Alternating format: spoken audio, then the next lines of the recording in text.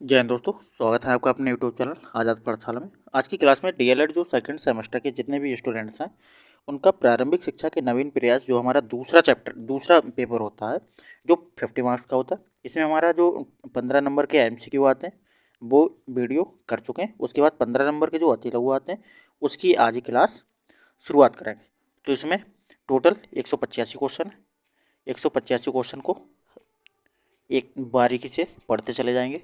इस वीडियो में फैक्चुअल चीज़ें हैं, मतलब जो बिल्कुल क्लियर याद ही करनी, उसके बाद और कुछ नहीं करना है, क्योंकि इसमें कोई समझने वाली चीज़ नहीं। हर कभी डेट है, कभी कोई मतलब निश्चित चीज़ें हैं। ऐसा नहीं कि कुछ भी यहाँ लिख सकते हो, उसमें ऐसा नहीं होगा। तो सब फैक्चुअल चीज़ें हैं। चलिए शुरुआत करते हैं। 185 क्वेश्चन है इसमें। पहला क्वेश्चन है, वुड घोषणा पत्र के दो गुण बताइए। क्या था? घोषणा पत्र में सर्वप्रथम क्रमबद्ध स्कूलों, व्यावसायिक शिक्षा, स्त्री शिक्षा तथा जनप्रसार शिक्षा। दूसरा क्या था? दूसरा गुण क्या था?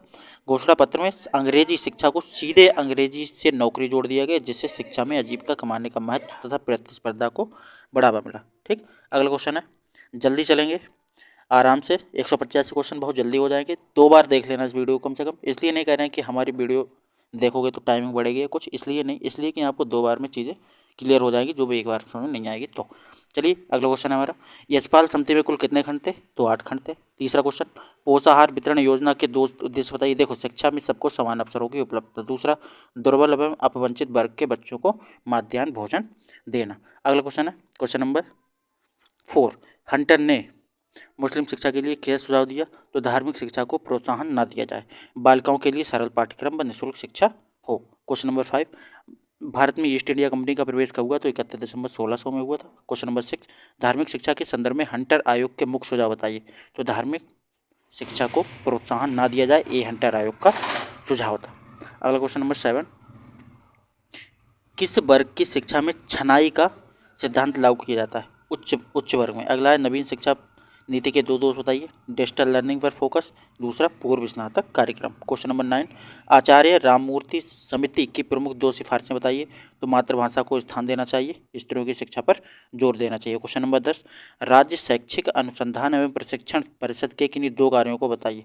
तो प्राथमिक स्तरीय शिक्षकों के लिए सेवापूर्त व सेवारत प्रशिक्षण कार्यक्रम का आयोजन। नंबर 2, शोध सर्वेक्षण व नवाचार कार्यों का संचालन। अगला क्वेश्चन नंबर 11 है, राष्ट्रीय शिक्षा परिषद एनसीटीई, राष्ट्रीय शिक्षा परिषद की स्थापना कब हुई? तो 17 अगस्त 1995। ये सब चीज़ें रटने वाली चीज़ें हैं, 2 बार कर लेना, आराम से हो जाएगा। क्वेश्चन नंबर 12 क्वेश्चन है, जिला शिक्षा एवं प्रशिक्षण संस्थान की स्थापना किस शिक्षा आयोग की इस संस्तुति पर हुई?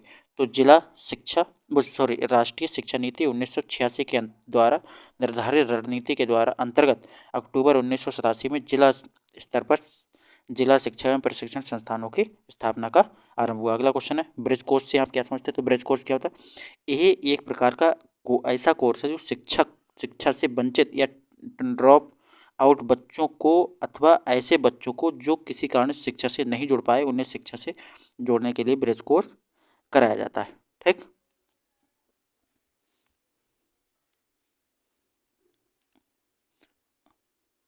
अगला क्वेश्चन है हमारा क्वेश्चन नंबर 14, स्कूल में रेडीनेस कार्यक्रम को विशेषता बताए। तो ये कार्यक्रम उन लोगों के लिए है जो शिक्षा में एक सीधे प्रवेश करते हैं। ठीक। ऑपरेशन ब्लैक बोर्ड योजना को लागू किए जाने के 2 उद्देश्य बताओ, या फिर ऑपरेशन ब्लैक बोर्ड योजना क्या है? तो ऑपरेशन ब्लैक बोर्ड योजना के संचालन का मुख्य उद्देश्य प्राथमिक स्कूलों में पाठ्य सामग्री एवं शिक्षण उपकरण जैसी न्यूनतम आवश्यक वस्तुओं को की व्यवस्था को सुनिश्चित करना।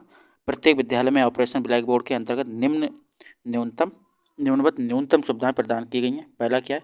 2 बड़े पक्के कमरे जिनमें सामने बरामदा हो, कम से कम 2 अध्यापकों की नियुक्ति जिसमें यथासंभव एक महिला होगी, खिलौना, श्यामपट्ट, नक्शे, पुस्तकालय में शिक्षण एवं सामग्री, ये चीज़ें होनी चाहिए। ये जो ऑपरेशन ब्लैक बोर्ड था उसमें ये सुविधा थी। अगला क्वेश्चन नंबर 16, शिक्षा में अपव्यय एवं अपरोधन से क्या समझते हैं? अपव्यय का मतलब है का तात्पर्य प्राथमिक शिक्षा पूरी किए बिना ही बच्चे को स्तर पर छोड़ देना।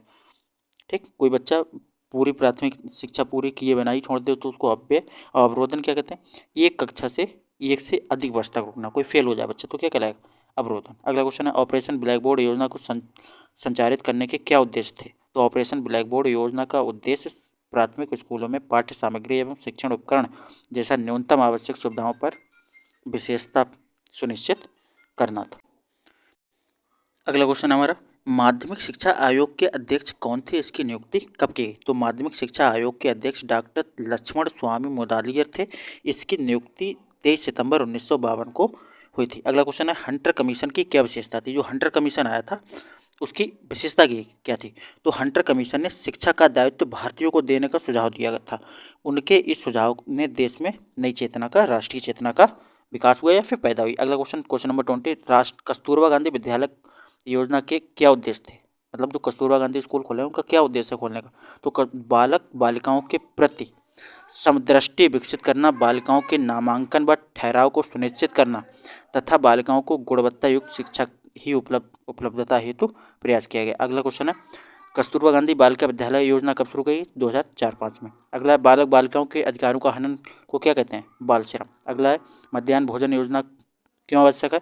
बच्चों में ड्रॉप आउट होने के कारण, विद्यालय में बच्चों का ड्रॉप आउट होने के कारण आवश्यक हुई। क्यों ड्रॉप आउट? मतलब भाग जाते थे खाना बहाने कभी कुछ कभी, इसलिए मध्याह्न भोजन की व्यवस्था की। अगला क्वेश्चन नंबर 24 मध्याह्न भोजन योजना सरकार द्वारा कब से लागू की गई? तो 15 अगस्त 1995 से लागू की गई। बाल अधिकार का वो किसके द्वारा निर्धारित किया जाता है? तो संयुक्त राष्ट्र संघ द्वारा 10 दिसंबर 1950 को। अगला है क्वेश्चन नंबर 26 शिक्षा अधिकार अधिनियम की कोई दो विशेषताएं लिखिए। तो 6 से 14 वर्ष के लिए बालकों के लिए विद्यालय, बालकों की शारीरिक मानसिक प्रताड़ना ना दी जाए। अगला क्वेश्चन है क्वेश्चन नंबर 27 बाल शिक्षा अधिकार अधिनियम के अंतर्गत क्या कोई निजी ट्यूशन की छूट प्राप्त है? नहीं, कोचिंग नहीं पढ़ा सकते। अगला मैकाले द्वारा जो सरकारी विद्यालय में पढ़ा रहे हैं वो कोचिंग नहीं पढ़ा सकते, छूट है नहीं। अगले मैकाले द्वारा किसी वितरण पत्र में कौन सा ध्येय वाक्य लिखा गया है? मैकाले द्वारा वितरण, उसने ये लिखा था कि एक अच्छी यूरोपीय पुस्तकालय की एक अलमारी का साहित्य भारत व अरब के संपूर्ण साहित्य के समान है। शिक्षा में छनाई या निषेधन सिद्धांत से क्या आशा है? तो कुछ लोगों को शिक्षा देना ताकि वे अन्य जनसाधारण को शिक्षित कर सकें, इसको बोलते हैं शिक्षा में छनाई या फिर निषेधन। अगला क्वेश्चन नंबर 30 उसने कर का हंटर कमीशन द्वारा माध्यमिक शिक्षा के क्षेत्र में कौन सी आर्थिक प्रणाली लागू की जो आज भी प्रचलित है? तो अनुदान प्रणाली। अगला क्वेश्चन नंबर 31 भारतीय शिक्षा को लॉर्ड कर्जन की किन्हीं दो प्रमुख विशेषताओं का उल्लेख, किन्हीं दो प्रमुख देनों का उल्लेख कीजिए। तो केंद्रीय शिक्षा विभाग की स्थापना, भारतीय विश्वविद्यालय आयोग।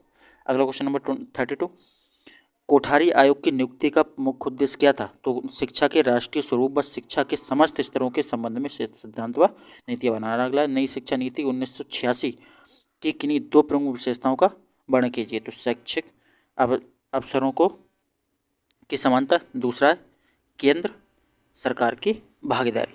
अगला क्वेश्चन नंबर 34 प्रोफेसर यशपाल समिति किस प्रमुख समस्या के लिए गठित की गई थी? तो छात्रों का शैक्षिक बोझ कम करने और दूसरा के अधिगम का स्तर सुधारना। अगला है NPEGEL कार्यक्रम का मुख्य उद्देश्य क्या है? तो शिक्षा से वंचित बालिकाओं का सुधार करना, ये लड़कियों से संबंधित। क्वेश्चन नंबर 36 राष्ट्रीय बाल श्रम परियोजना कब संचालित हुई? इसका मुख्य लक्ष्य क्या है? तो नवीं पंचवर्षीय योजना 1997 से 2000 में लक्ष्य बाल श्रमिकों का पुनर्वास व बाल श्रम की समस्या दूर।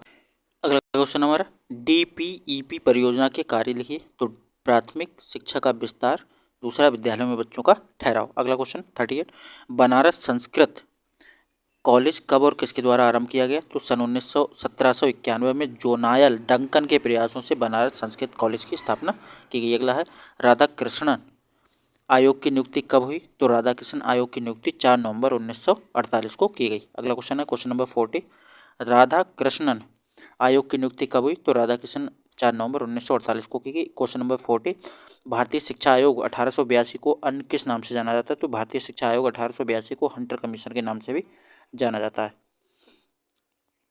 क्वेश्चन नंबर 41 लॉर्ड कर्जन कब भारत आए थे? तो लॉर्ड कर्जन जनवरी 1889 को भारत के गवर्नर जनरल होकर भारत आए थे। क्वेश्चन नंबर 42 भारतीय विश्वविद्यालय आयोग की नियुक्ति कब हुई थी? तो 1902 में भारतीय विश्वविद्यालय आयोग की नियुक्ति हुई। क्वेश्चन नंबर 43, भारतीय विश्वविद्यालय अधिनियम कब पारित किया गया? तो सन 1904 1904 में करजन की सरकार ने भारतीयों की परवाह ना करते हुए कुछ भी भारतीय विश्वविद्यालय अधिनियम पारित कर दिया था। Question number 44, east India company के आज्ञा पत्र पर पुनरावर्तन किसके द्वारा किया गया? तो कंपनी के आज्ञा पत्र का 20 वर्ष के पश्चात ब्रिटिश पार्लियामेंट द्वारा पुनरावर्तन किया गया। क्वेश्चन नंबर 45, मैकाले शिक्षा द्वारा भारत में किस प्रकार का वर्ग तैयार करना चाहता था? मैकाले नीति क्या थी शिक्षा सरकार भारत में करने की? तो उसका उद्देश्य ये था कि मैकाले ने अपने विवरण पत्र में लिखा था, हमें भारत में एक ऐसा वर्ग बनाना चाहिए जो रक्त और वर्ण से भारतीय किंतु रुचि, नैतिक आदर्शों और बुद्धि से अंग्रेज हो। इस बात से यही स्पष्ट होता है कि मैकाले भारत में एक ऐसा वर्ग तैयार करना चाहता था जो पाश्चात्य सभ्यता का उपासक, ब्रिटिश शासन का भक्त बनकर अंग्रेजी राज की जड़ें मजबूत करने में सरकारी मदद कर सके। अगला है, वुड के आदेश पत्र में शिक्षा का माध्यम क्या निर्धारित किया गया? तो अंग्रेजी तथा भारतीय भाषा। ठीक।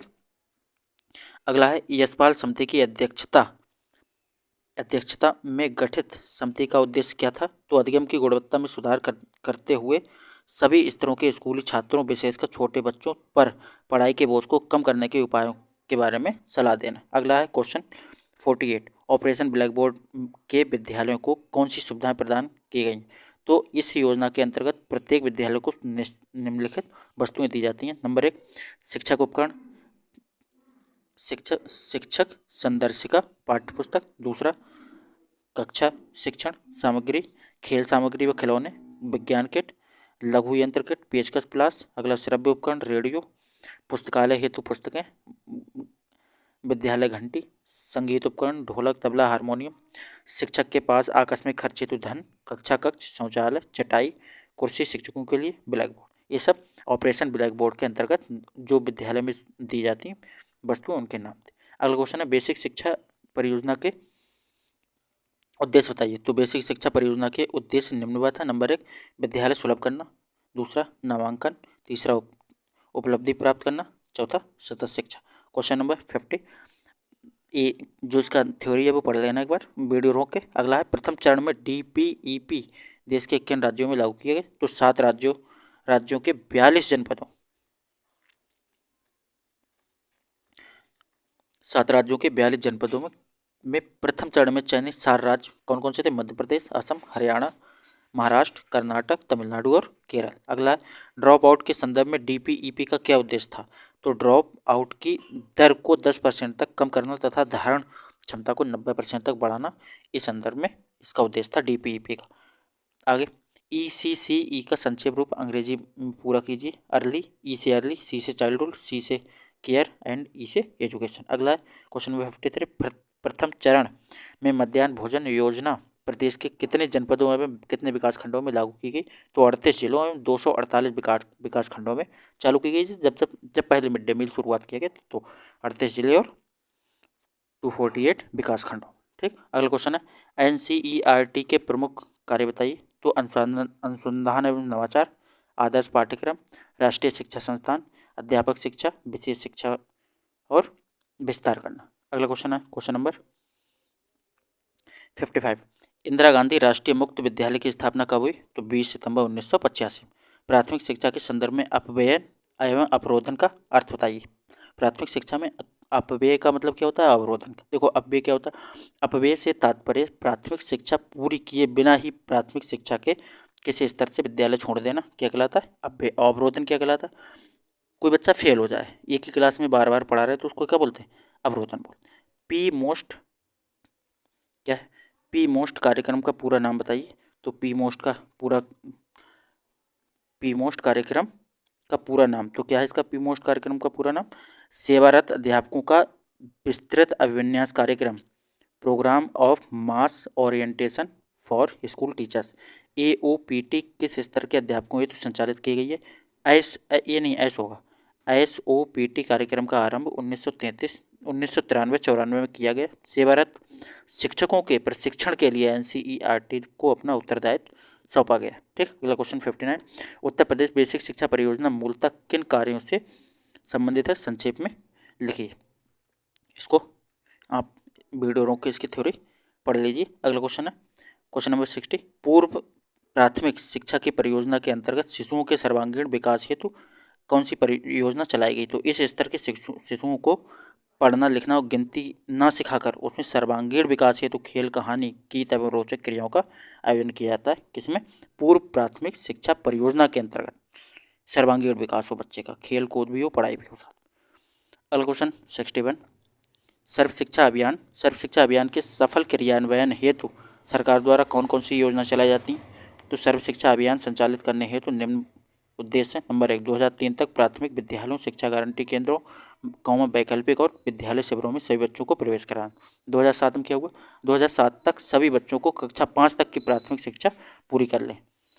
अगला क्वेश्चन नंबर 2010 तक सभी बच्चे कक्षा 8 तक की शिक्षा पूर्ण कर लें। अगला, जीवन के लिए स्तर शिक्षा पर बल देते हुए संतोषप्रद गुणात्मक प्रारंभिक शिक्षा पर ध्यान केंद्रित करना। 2010 तक विद्यालयों में शिक्षार्थियों की सार्वभौमिक उपस्थिति सुनिश्चित करना। अगला क्वेश्चन नंबर 62। क्वेश्चन नंबर 62 है कस्तूरबा गांधी की आवासीय विद्यालयों की मॉनिटरिंग का क्या प्रावधान है? तो विद्यालय की नियमित मॉनिटरिंग जनपद स्तर पर डाइट प्राचार्य की अध्यक्षता में गठित जिला शिक्षा समिति द्वारा की जाती है। भारत में निःशुल्क एवं अनिवार्य शिक्षा की उन्नति के मार्ग में मुख्य कठिनाई क्या है? देखो, शिक्षा की जो उन्नति नहीं हो पा रही, शिक्षा में निःशुल्क शिक्षा एवं अनिवार्य शिक्षा की उन्नति नहीं हो पा रही, उसमें क्या क्या? शासन की कमजोर नीति, राजनीतिक कठिनाइयाँ, प्राइमरी स्कूलों के प्रबंध तंत्र के एक रूपीय नीति का अभाव, ग्रामीण व शहरी क्षेत्रों के विकास की विभिन्नता, शिक्षकों का अभाव, आंकड़ों में विभिन्नता, शिक्षण का नियम स्तर, अपव्यय का अवरोधन, भौगोलिक कठिनाइयाँ, दोषपूर्ण पाठ्यक्रम। अगला क्वेश्चन नंबर 64। जिला प्राथमिक शिक्षा कार्यक्रम की रणनीतियों के विषय में लिखिए। तो इस कार्यक्रम की रणनीतियाँ: बालिका शिक्षा को विशेष महत्व, बालिका को प्रभावकारिता बढ़ाने पर बल, वैकल्पिक शिक्षा का सुदृढ़ीकरण, सामुदायिक सहयोग व समानता का पर बल और अध्यापक दक्षता में वृद्धि। अगला क्वेश्चन नंबर 64। सर्व शिक्षा अभियान की 2 विशेषताएं बताइए। तो इस अभियान की सफलता पूर्णतया जनता की अप्रेरणा एवं समुदाय पर आधारित है। संपूर्ण साक्षरता अभियान लक्ष्योन्मुख है, केवल नामांकन वृद्धि करना इसका मुख्य उद्देश्य नहीं है। दूसरा, यह परियोजना विशिष्ट क्षेत्रों में संबंध एवं स्वैच्छिक संस्थाओं या व्यक्तियों के आपसी सहयोग से परिणामोन्मुखी है। Question number 4। संपूर्ण साक्षरता अभियान को संचालित करने के लिए जिला स्तर पर पंजीकृत समितियों को अनुमति प्रदान की गई है। Question number 5। इस कार्यक्रम में बाह्य लक्ष्यों को शामिल नहीं करते हैं, बल्कि लक्ष्यों की पूर्ति सर्वे करा के की जाती है। Question number 66। प्राथमिक शिक्षा में सर्व सुलभता से क्या आशा है? तो प्राथमिक शिक्षा की सर्व सुलभता की प्रथम सुविधा है विद्यालय का घर के निकट होना, जिससे बच्चे अकेले ही विद्यालय सुरक्षित रूप से कम समय में पहुंच सकें। प्रत्येक छोटे छोटे गाँव में विद्यालय स्थापित करना चाहिए। Question number 67। प्राथमिक विद्यालय में सर्वव्यापी नामांकन से क्या आशा है? तो प्राथमिक विद्यालयों में 6 से 14 वर्ष तक प्रत्येक बालक तथा बालिकाओं को अनिवार्य रूप से प्रवेश दिलाने को ही सर्वव्यापी मूल्यांकन कहते हैं। Question number 68। छात्रवृत्ति वितरण योजना क्या है? तो प्रदेश सरकार द्वारा कक्षा 1 से 8 तक अध्ययनरत सभी अनुसूचित जाति जनजाति के छात्र छात्राओं को छात्रवृत्ति प्रदान की जाती है। कक्षा 1 से 6 तक के बच्चों को दे छात्रवृत्ति हेतु पात्रता की कोई आयु सीमा प्रतिबंधित नहीं है। समस्त योजना राज्य वित्त पोषित है। ठीक, राज्य द्वारा इसको दिया जाता है। समाज के प्रमुख कार्य लिखिए। तो समाज के कार्य बना के लिख दोगे। ठीक। अगला क्वेश्चन नंबर, मूल्य का क्या अर्थ है? मूल्य का अर्थ है किसी व्यक्ति या वस्तु का वह गुण जिसके कारण वह महत्वपूर्ण, सम्मानीय तथा उपयोगी हो जाए। ठीक।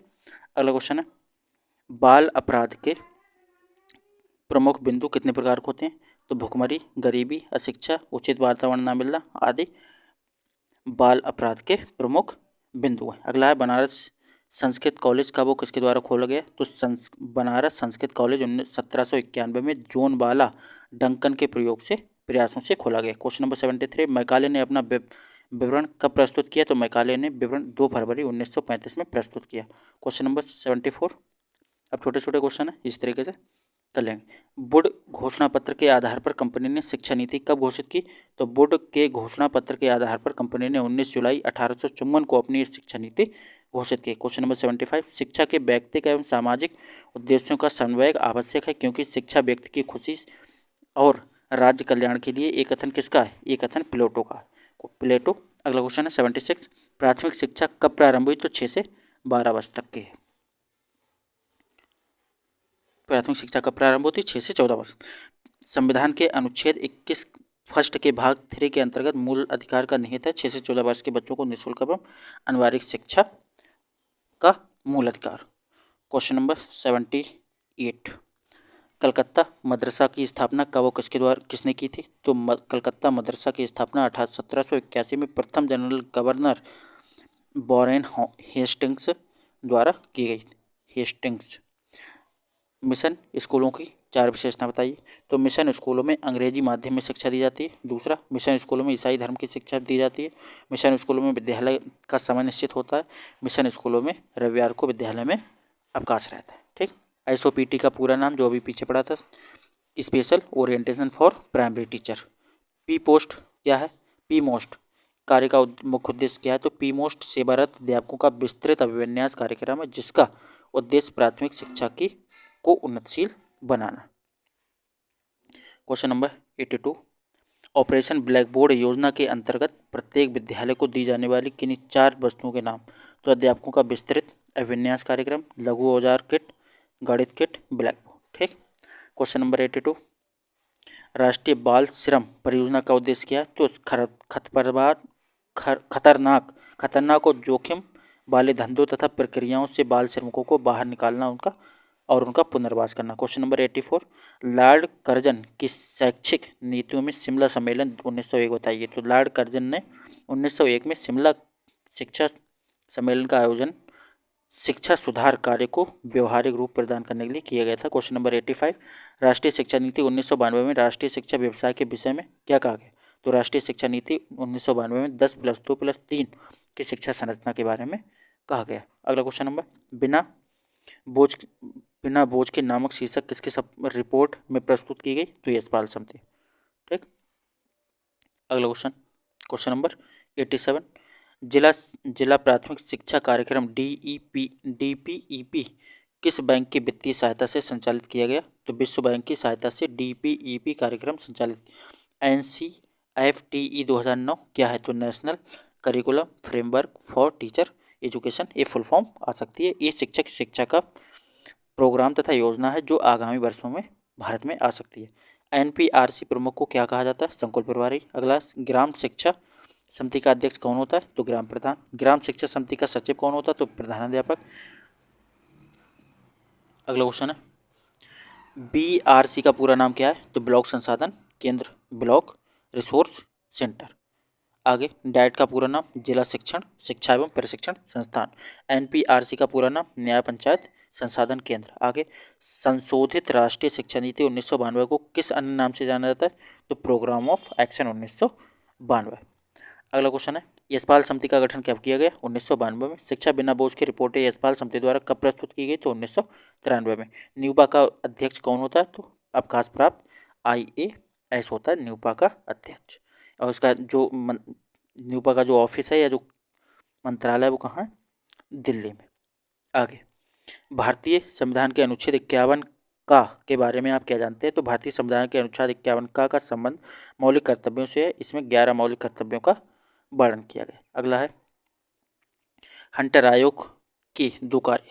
हंटर आयोग ने प्राथमिक शिक्षा की स्थिति का अध्ययन करके उसमें विकास और सुधार के सुझाव दिए इन्होंने भारतीय शिक्षा व्यवस्था को ईसाई मिशनरियों को नहीं सौंपा। अगले, राष्ट्रीय स्तर पर शिक्षा के कौन कौन से उपकरण हैं? NCERT चलती, UGC चलती, AICTE चलता, NCTE चलते।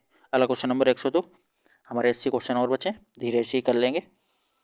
अभी आधा घंटा हुआ, पौन घंटे में सारे फिनिश हो जाएंगे। अगला क्वेश्चन नंबर 102, शैक्षिक उन्नयन में ब्लॉक संसाधन केंद्रों की क्या भूमिका है?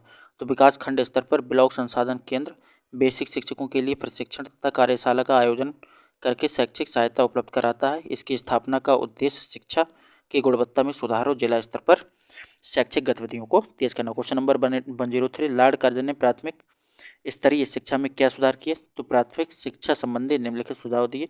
प्राथमिक शिक्षकों को 2 वर्ष का शिक्षण प्रशिक्षण देने की व्यवस्था की जाए, साथ ही उनके वेतन और सेवा वेतन में सुधार किया जाए।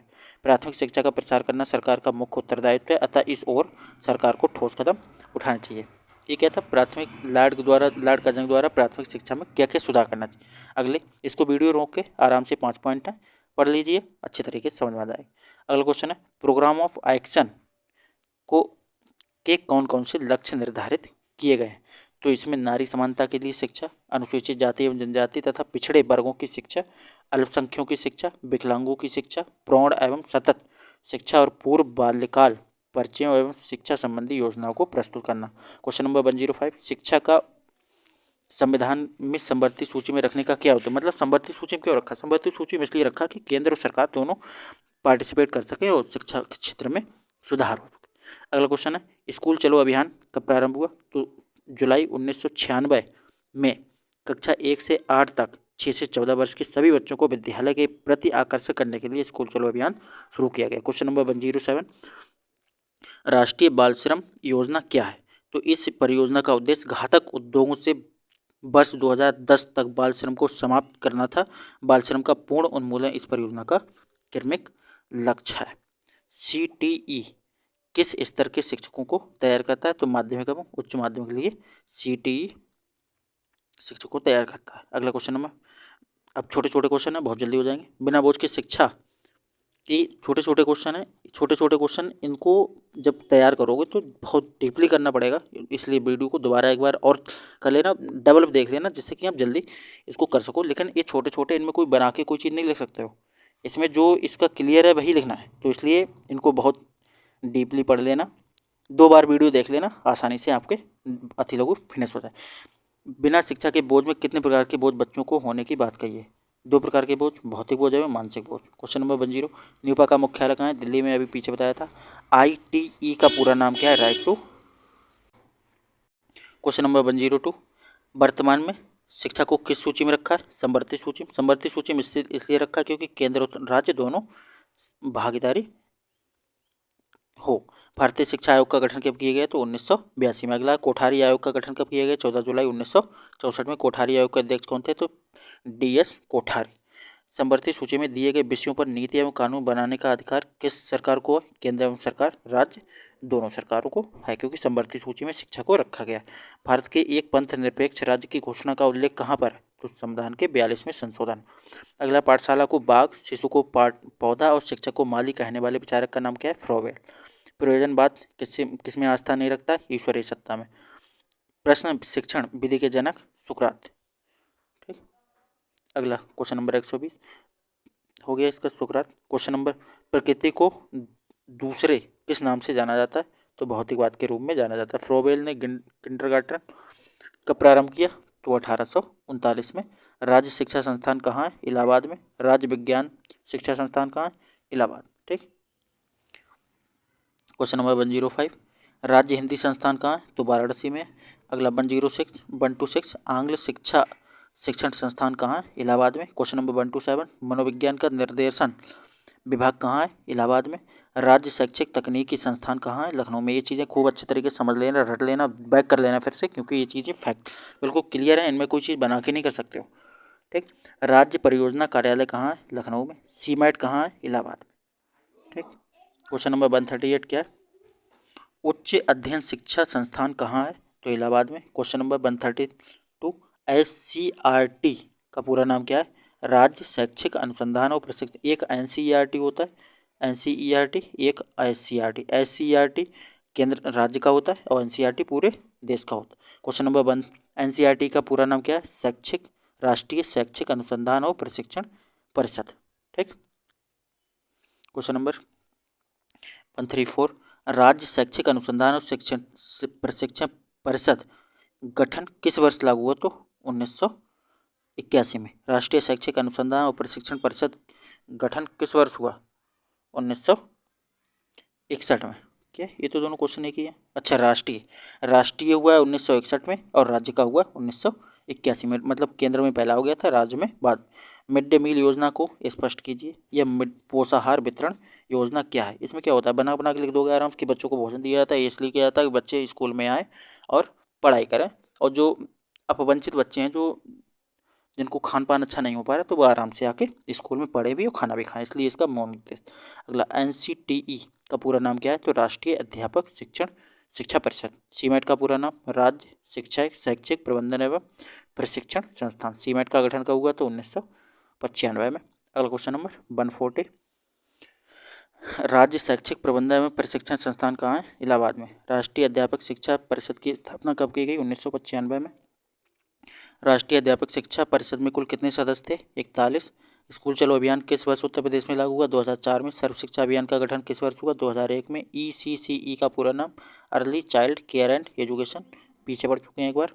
DPEP का फुल फॉर्म जिला प्राथमिक शिक्षा केंद्र, district primary education program. DPEP का आरंभ कब हुआ था, 1997। DPEP के प्रथम एवं द्वितीय तृतीय चरण में चयनित जनपदों के नाम, तो प्रथम चरण 50 से 60 जनपद, द्वितीय चरण में 22 जनपद, तृतीय चरण में 32 जनपद की संख्या को चयन किया गया था। अगला है, उत्तर प्रदेश बेसिक शिक्षा परियोजना कब से प्रभावी हुई, 5 अक्टूबर 1993 से। Question number 150, Uttar Pradesh basic शिक्षा की परियोजना में चयनित जनपदों की संख्या कितनी है, 10। क्वेश्चन नंबर 150 बाद 30 क्वेश्चन और बचे, 35, उसके बाद हमारा ये कंप्लीट हो जाएगा।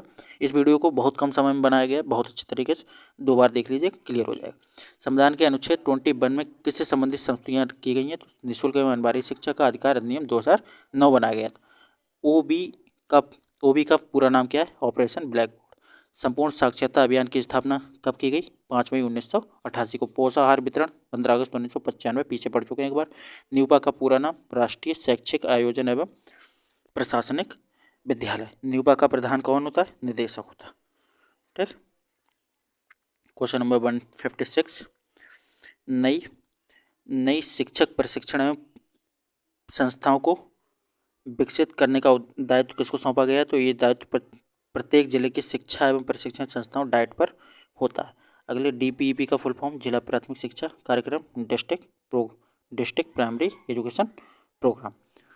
जिला प्राथमिक शिक्षा का कार्यक्रम कब शुरू हुआ, तो जिला प्राथमिक शिक्षा कार्यक्रम 1994 में आरंभ हुआ। वर्ष 1997 में DPEP द्वितीय के अंतर्गत उत्तर प्रदेश में कितने जिले होते हैं, तो 22 जिले चुने गए थे। अगला स्कूल रेडीनेस कार्यक्रम क्या है, तो इसे विद्यालय शिक्षा की तैयारी कहते हैं। इसका दूसरा नाम विद्यालय उन्मुख कार्यक्रम है। विद्यालय उन्मुखी कार्यक्रम का तात्पर्य क्या है, विद्यालय उन्मुखी कार्यक्रम का अर्थ विद्यालय की ओर सम्मुख उन्मुख करने वाला कार्यक्रम, अर्थात वह कार्यक्रम जिसके द्वारा बच्चे विद्यालय के प्रति आकर्षित हैं। विद्यालय उन्मुखी कार्यक्रम की संकल्पना क्या है, तो इसको एक बार रोक के पढ़ लेना, कई बार एक ही क्वेश्चन रिपीट हो रहा है। संपूर्ण साक्षरता अभियान के अंतर्गत सर्वप्रथम साक्षर होने वाले जिला कौन था, केरल, पता राज्य केरल।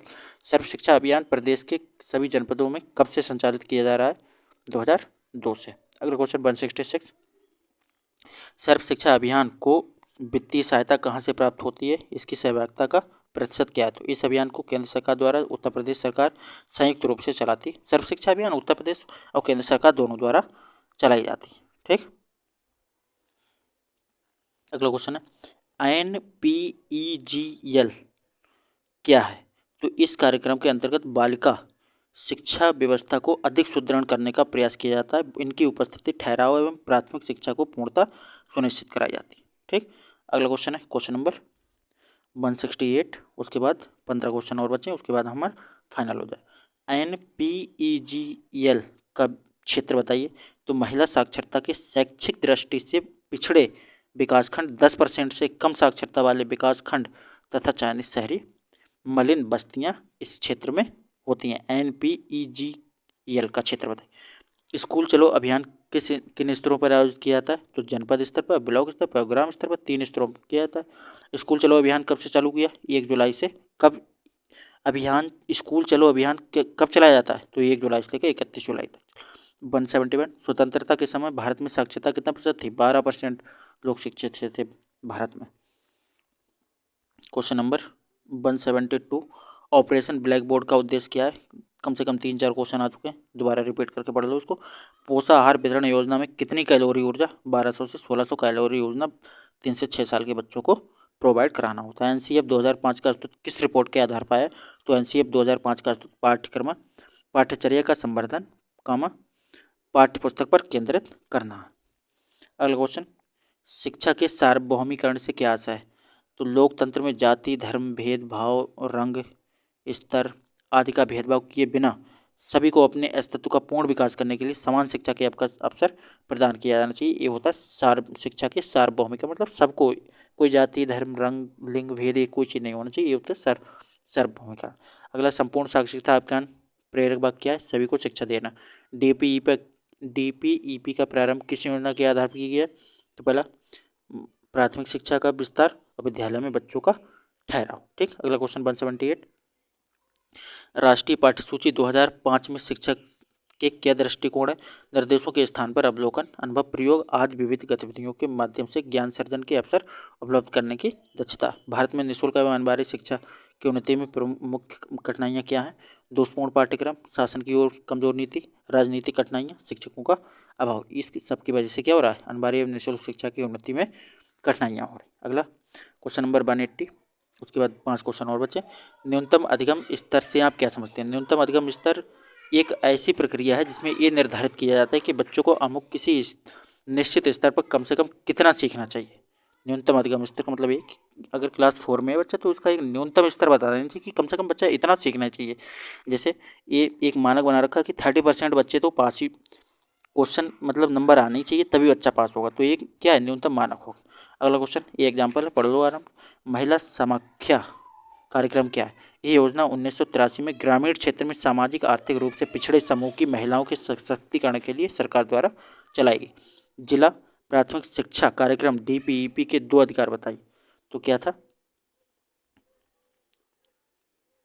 प्राथमिक शिक्षा का विस्तार करना, नंबर 2 विद्यालयों में छात्रों को ठहराव बढ़ा। प्रारंभ में बेसिक शिक्षा परियोजना के अंतर्गत कितने जनपदों में चलाई गई? तो ये योजना प्रारंभ में 10 जनपदों में चलाई गई। इलाहाबाद, इटावा, बांदा, सीतापुर, सहारनपुर, पौड़ी, वाराणसी, गोरखपुर, नैनीताल एवं अलीगढ़। अभिनव बालिका शिक्षा परियोजना के 2 उद्देश्य बताइए। नामांकन में वृद्धि करना, बालिकाओं को आर्थिक सबल बनाना। अगला क्वेश्चन नंबर 185, वुड का घोषणा पत्र 1854 में शिक्षा संबंधी उद्देश्य क्या थे? अंग्रेजी शिक्षा का प्रचार और महिलाओं शिक्षा पर बल। ये हमारे टोटल 185 क्वेश्चन हो गए। ये लास्ट हो गए यहाँ से, इसके बाद लघु चालू होंगे। इसको, इस वीडियो को यहीं रखते हैं। इसमें थोड़े फैक्चुअल क्वेश्चन है कि इनको बस उनका आंसर वही हो सकता है, कोई बना के चीज़ें नहीं कर सकते। तो इसको एक बार, बहुत कम समय वीडियो है, इसको एक बार दोबारा डबल स्पीड पढ़, पहले नॉर्मल पढ़ लीजिए, फिर डबल स्पीड पे इसको पूरा कर लीजिए। आपका कम समय में पूरा जो राजन सीरीज का से लिए गए हैं पूरा तैयार हो जाएगा। चलिए मिलते हैं नेक्स्ट वीडियो में, तब तक के लिए जय हिंद।